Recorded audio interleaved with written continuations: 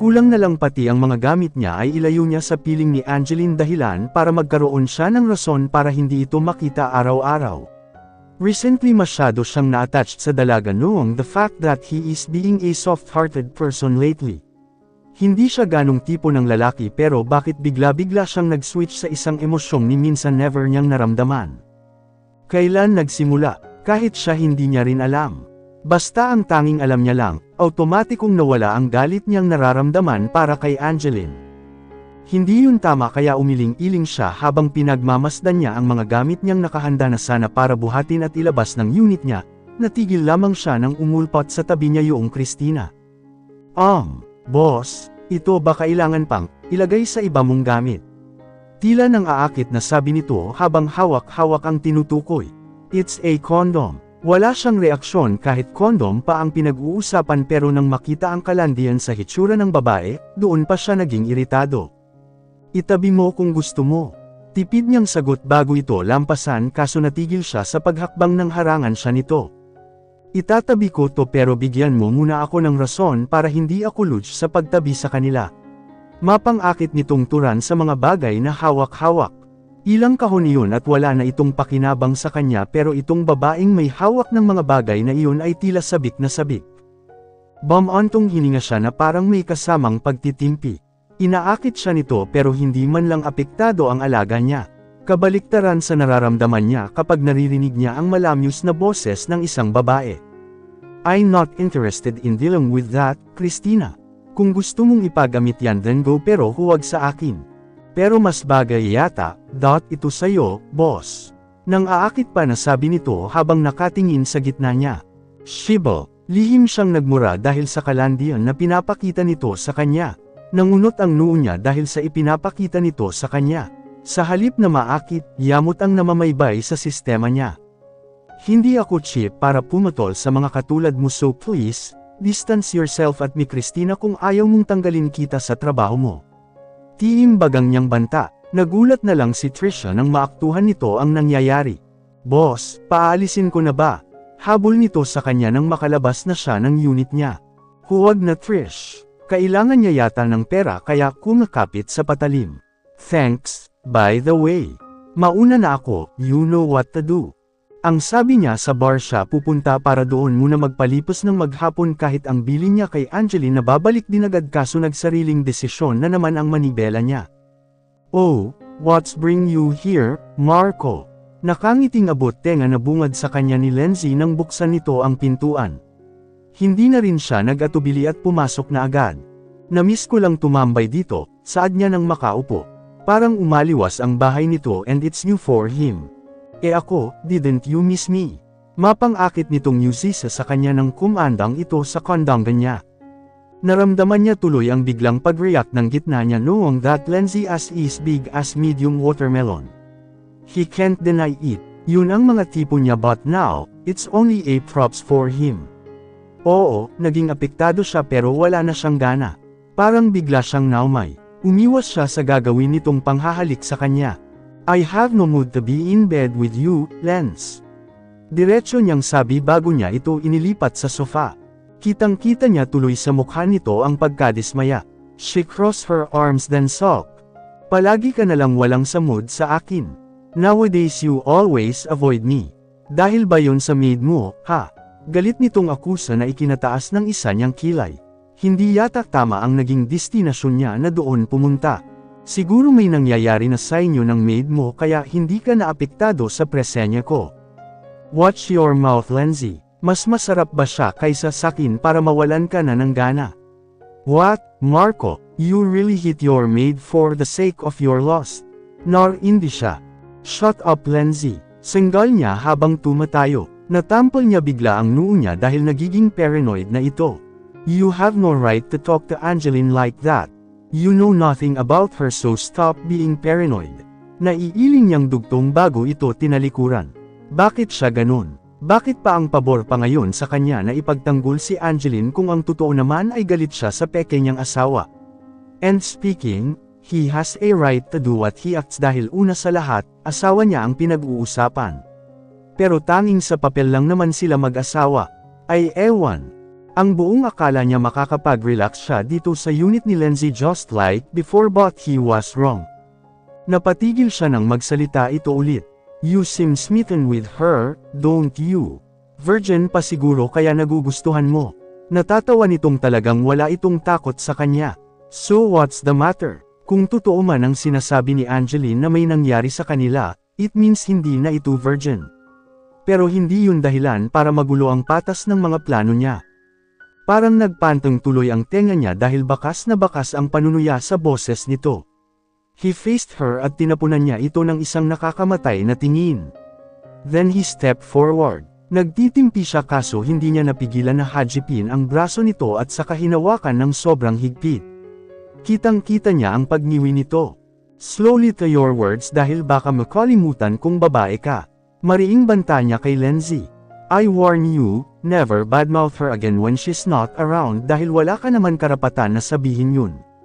Walang tayo, Lindsay, you mean absolutely nothing to me.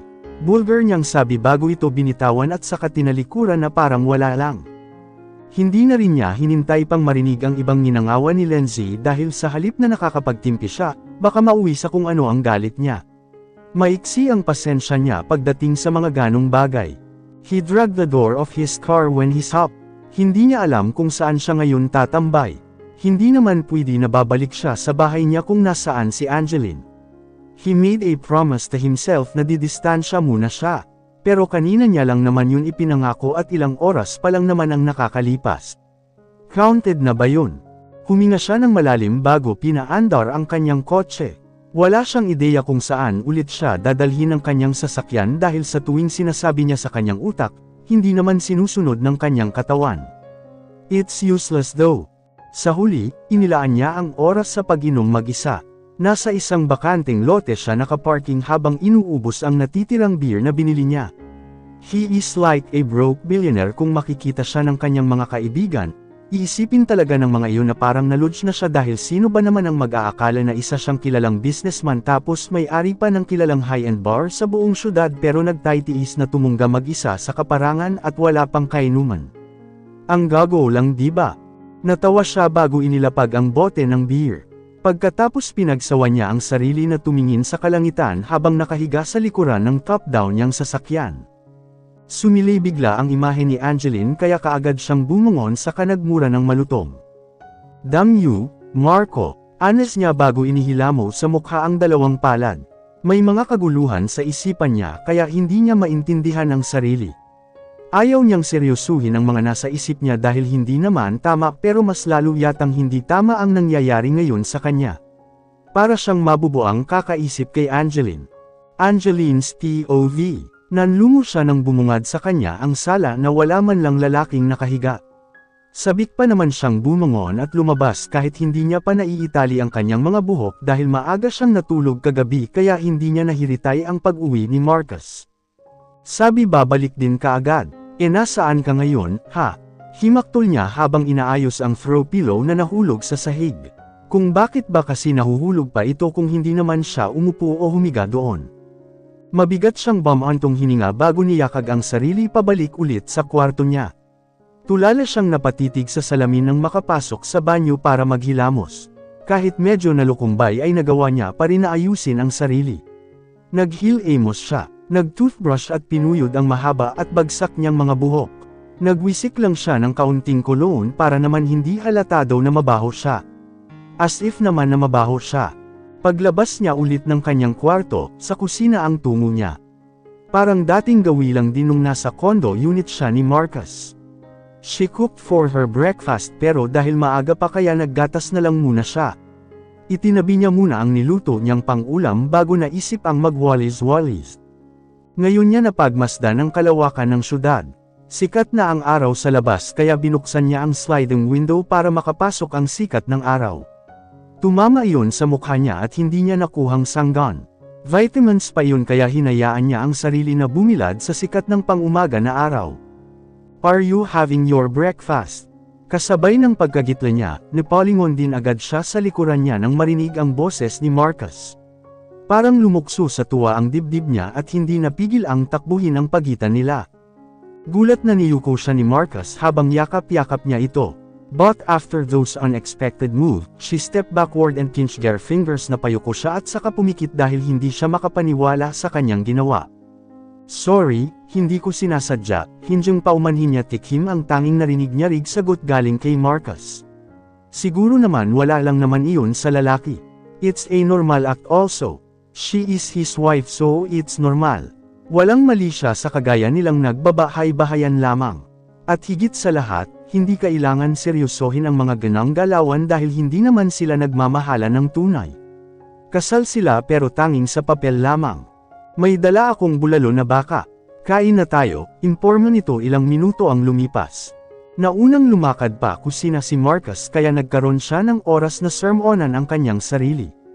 Tinampal-tampal niya pa ang kanyang mukha para matauhan sa kanyang kalokohang ginawa. Saan to galing? Anang tanong niya. Nakalagay kasi sa isang makapal na tupper tapos sa bayong nanggaling nang makita niyang kinuha nito. Galing sa mansion. Luto ni Nay S. Si nanay ang nagluto. Bulalas niyang putol kay Marcus. Automatikong namilog ang kanyang mga mata habang hindi maampat ang ngiti nang marinig ang sinabi nito. Miss na niya ang kanyang nanay at nagpapasalamat na rin siya dahil kahit may katagalan na rin ang huli silang magkita, kahit papaano ay mababawasan ang pagkagiliw niya sa nanay niya dahil sa luto nito. Yeah, it's obvious that this soup is your favorite. Kain ka na, sabay lagay nito ng sabaw sa kanyang mangkok. Nakakatakam kaya napalunok siya ng kanyang laway habang hinihintay na matapos ang ginagawa ni Marcus. May mga pagdududa na naman siyang nararamdaman because of his act of service. Pero pigil niya ang kanyang sarili na huwag mahulog sa patibong nito. Hindi sila okay. Hindi rin sila close kaya marapat lang na dumistansya siya. Marapat lang napigilan niya ang nararamdaman niya. Kailan ka umuwi ng Batangas? Aniya matapos lunukan ng kinakain. Pansamantala naman siyang tinignan ni Marcus bago ito samubo. Kagabi lang, tugon nito. Tumango siya. Parang may inggit siyang nararamdaman sa oras na iyon. Unfair ba? Doon ka natulog? Tanong niya pa ulit ng makabawi. Nagiging abogado na naman siya sa mga oras na yun. Tipid na tugon nito bago tumayo at dumiretsyong lumabas ng kusina na wala man lang palm sa kanya. May pagtataka niyang nasundan na lang ang balto nito. Marahil narind na naman ito sa kanya. Puro siya tanong ng tanong. Balak niya pa naman sana nakamustahin ang kanyang nanay kaso huli na. Urade na naman siyang iniwan nito. Napahinga na lamang siya ng malalim bago hinarap ang pagkain niya. Naubos naman ang kinain nito. Halos nasaid nito ang mga kanin na nasa plato. Ang bulalo nafan ay puro gulay lamang ang natira sa mangkok. Hindi ba siya kumakain ng gulay? Anang tanong niya sa kanyang sarili habang ang paningin ay nasa kwarto niya. Pumasok doon si Marcus. Hindi naman siya nakaramdam ng kung anong pagkahiya dahil alarm naman niyang malinis ang kwarto. Bago siya lumabas kanina ay inayos niya ang pinaghigaan niya. Pinasiritan niya pa ng fragrance ang buong kwarto para naman hindi amoy lungkong sakali. Ilang minuto ang nakalipas nang makatapos siyang kumain. Busog na busog siya, pati ang gulay na itinira ni Marcus ay siya ang kumain. Sayang kung itatapon niya, wala namang rabis ang lalaki. Hinugasan niya ang lahat ng mga pinagkainan nila. Nalinis na rin niya ang lamesa. Ang bayong na pinaglagyan kanina ng bulalo ay itinabi niya rin kaso ng buhatin niya ay sobrang bigat kaya na-curious siyang tignan iyon. May iba't ibang klaseng prutas ang nasa loob. Hindi niya alam kung para kanino iyon kaya hindi na lang muna niya pinansin. Hinayaan na lang niyang itabi iyon sa upuan. Wala na ulit siyang magawa. Nakapaglinis na siya, nakakain na. Ang pagligo ang huling gagawin niya kaso paano siya makakaligo kung nasa loob ng kwarto si Neji. Ayaw niya namang istorbuhin iyon dahil baka natutulog. Sa huli, sa sofa siya na malagi. Inip na inip siya at wala siyang ibang magawa kaya pansamantala niyang isinandal ang likuran sa backrest para maging komportable ang pagkakaupo niya kaso habang tumatagal ay napapapikit ang mga talukap ng mga mata niya.